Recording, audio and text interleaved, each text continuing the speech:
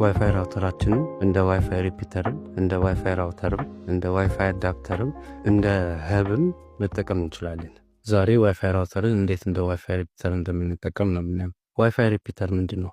ዋይፋይ ሪፒተር ማለት በዋይፋይ የመጣውን ሲግናል ተቀብሎ እንደገና መልሶ በዋይፋይ ትራንስሚት የሚያደርግ ማለት ነው። ምንድነው ጥቅሙ? ኮኔክሽን ኦልሬዲ በዋይፋይ ከመጣ እንደገና በዋይፋይ ተቀብለን እንደገና ትራንስሚት ማድረጉ ምንድነው ጥቅሙ? የዋይፋይ ሪፒተር ጥቅም ምንድነው? ዋይፋዩ የማይደርስበት ቦታ ገመድ ሳንዘረጋ በዋይፋይ ተቀብለን መልሰን በዋይፋይ ትራንስሚት በማድረግ ርዝመቱን መጨመር ነው። ኖርማሊ ዋይፋይ የማይደርስበት ቦታ ማድረስ ማለት ነው።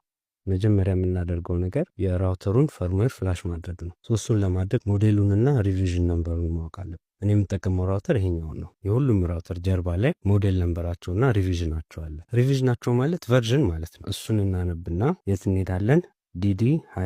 dd-wrt.com እዚህ ስክሪኑ ላይ እንደምታዩት።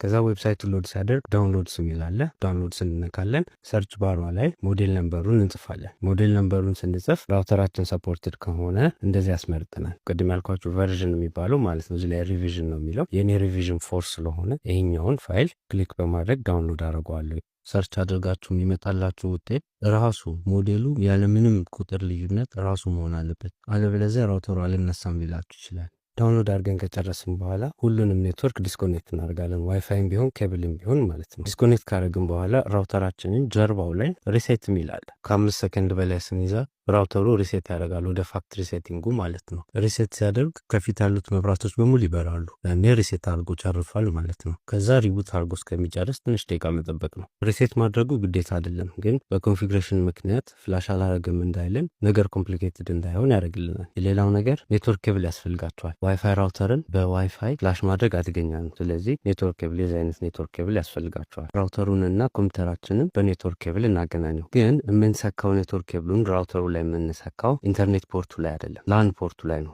አብረው ያሉት እነዚህ 4 ፖርቶች እነሱ ላይ ነው የሚሰካው። ኢንተርኔት ፖርቱ ለኢንተርኔት ብቻ ነው፣ ለማኔጅመንት አይሆንም። ሰክተን ከጨረስን በኋላ ራውተሩን ፍላሽ ልናደርገው ስለሆነ ዲኤችሲፒ ላይ መተማመን አንችልም። ዳይናሚካሊ አይፒ አድሬስ እንዲሰጥልን ማለት ነው። ስለዚህ ኔትወርክ ኮንፊግሬሽናችንን የኮምፒውተራችንን ማለት ነው ወደ ስታቲክ አይፒ መቀየር አለብን። የአብዛኛው ራውተር ማኔጅመንት ኢንተርፌስ ያለው 192.168.1.1 ላይ ነው። እዚህኛው ራውተር ግን ይለያል።